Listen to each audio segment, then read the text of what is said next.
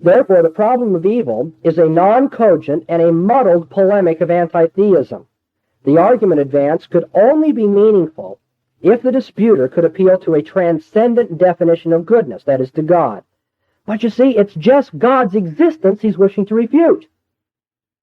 The atheist cannot generate the problem of evil, since being a naturalist or being a materialist by implication of his atheism, the anti-theist, the anti-supernaturalist, cannot account for moral judgments in the universe, which is, according to him, a machine.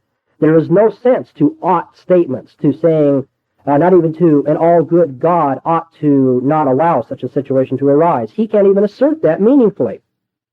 The problem of evil can only be meaningful within a metaphysical outlook which allows for intelligence, personality, morality, spiritual activity, and supernatural beingness to God. And consequently, our talk today has sought to demonstrate, according to one line of thought, that the problem of evil cannot be utilized to argue against God's existence, since the very generating of the problem requires the existence of God in order to meaningfully make ethical evaluations that are inherent in the formulation. The problem of evil may very well be psychologically compelling against theism. It might be for some people. Until God changes their heart, it will be. But it certainly cannot be logically compelling. In the face of evil, it may be emotionally unsatisfying to believe in God, but it is still not unreasonable to do so. Very quickly, I want to give you a basic outline of a presuppositional apologetic on this particular score. And it always takes this form. The unbeliever says logic is the problem inherent here. And so we have two arguments that have three very simple premises. One, God exists, we say, evil exists, and therefore there is some justification for evil. Now the unbeliever, you see, denies our conclusion. He begins with just the opposite. There is no justification for evil. Secondly, evil does exist, and therefore God does not exist.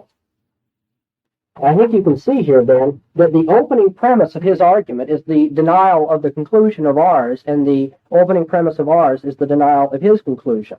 Logic cannot settle the question, obviously. And that's what the presuppositionalist does. He says, let's go to our common premise. That is, we're not going to get anywhere going from 1 and 3. So we have to argue, if we're going to argue at all, at 2.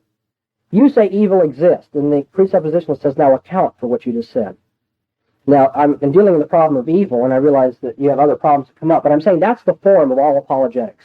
It really comes down to that. Logically, one argument says this, the other argument says this. You've got to take the common premise, and you've got to go after it. But you don't go after it by supplying evidence for your position straight out. You go after it by saying, can you account for that premise at all, even if there were evidence for it? I mean, grant that there is evidence that evil exists, but how do you know it's evil? So, if evil is problematic, it is a problem for the unbeliever who cannot define it or account for it. And his problem, at base, is pitting his standards against God's standards, which is precisely how evil, that is, precisely how sin entered the world in the first place. The theist, on the other hand, rests in God and struggles with evil, realizing it's an emotional problem, but he knows that the anti-theist can't even formulate the problem. Either way, therefore, it's not logically problematic. Is the problem of evil problematic? No, it can't be, because the transcendental of meaningfulness in ethical discourse is God, and you must have such to have the problem at all. So I would conclude paradoxically that there can only be a problem of evil if evil is not ultimately a problem. The critic cannot generate the problem without assuming that which he wishes to refute, and thus the door is open for us to ask this very significant question: whether the problem of evil explains one's atheism, or whether one's atheism explains his insistence that evil is problematic.